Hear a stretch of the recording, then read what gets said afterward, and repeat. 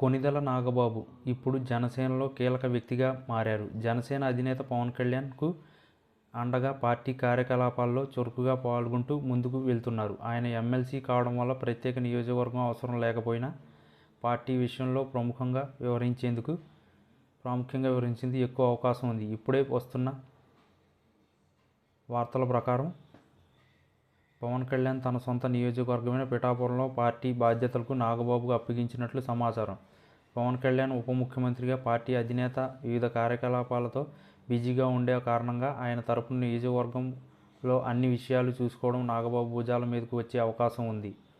అధికారిక కార్యక్రమాల నిర్వహణ, అభివృద్ధి ప్రణాళికలు, ప్రజల సమస్యల పరిష్కారం వంటి అంశాల్లో ఆయన ప్రత్యక్షంగా పాల్గొన్నట్టు తెలుస్తుంది. పిఠాపురం నియోజకవర్గం జనసేనకు ప్రత్యేక స్థానం కలిగి ఉంది. జనసేన నాయకుడు నాదెండ్ల మనోహర్ మాట్లాడుతూ ఇది జనసేన గడ్డ అని ప్రకటించారు. ఇదే విషయాన్ని నాగబాబు కూడా సమర్థిస్తూ పవన్ కళ్యాణ్ ప్రభావం ఇక్కడే గట్టిగా ఉందని వ్యాఖ్యానించారు. ఈ నేపథ్యంలో పవన్ కళ్యాణ్ భవిష్యత్తులో కూడా ఇదే నియోజకవర్గాన్ని శాశ్వతంగా కొనసాగించాలని అనుకుంటున్నట్లు తెలుస్తుంది. ఇక్కడ మరో ఆసక్తికరమైన రాజకీయ అంశం ఉంది. 2014 ఎన్నికల్లో స్వతంత్ర అభ్యర్థిగా పోటీ చేసి ఎస్వీఎస్ఎన్ వర్మ టీడీపీ నుంచి టికెట్ దక్కించుకోలేకపోయినా 47,000 ఓట్ల భారీ మెజార్టీతో గెలిచారు. ఆయనకు అక్కడ నుంచి మద్దతు ఉంది. 2024 ఎన్నికల్లో కూడా ఆయన పవన్ విజయంలో కీలక పాత్ర పోషించారు. అయితే వర్మ ప్రభావాన్ని తగ్గించేందుకు జనసేన వ్యూహాత్మకంగా ముందుకెళ్తుందా లేదా అనే చర్చ ప్రారంభమైంది.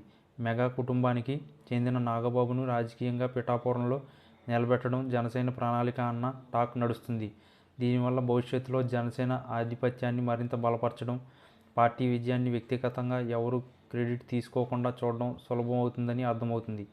ఇకపోతే వర్మకు ఎమ్మెల్సీ పదవి రాకపోవడం, అదే సమయంలో నాగబాబుకు రావడం వంటి పరిణామాలు కూడా ఈ రాజకీయ సమీకరణాలను ఆసక్తికరంగా మార్చేశాయి. ఇప్పుడు నాగబాబు అధికారికంగా పిఠాపురం బాధ్యతలు తీసుకుంటే జనసేన రాజకీయ వ్యూహం మరింత ఉత్కంఠభరితంగా మారే అవకాశం ఉంది. ఈ వార్తలని ఎంతవరకు నిజమో తెలియాల్సి ఉంది. కానీ జనసేన భవిష్యత్తు వ్యూహంలో నాగబాబు పాత్ర మరింత ప్రాముఖ్యంగా మారబోతుందని మాత్రం స్పష్టంగా కనిపిస్తుంది.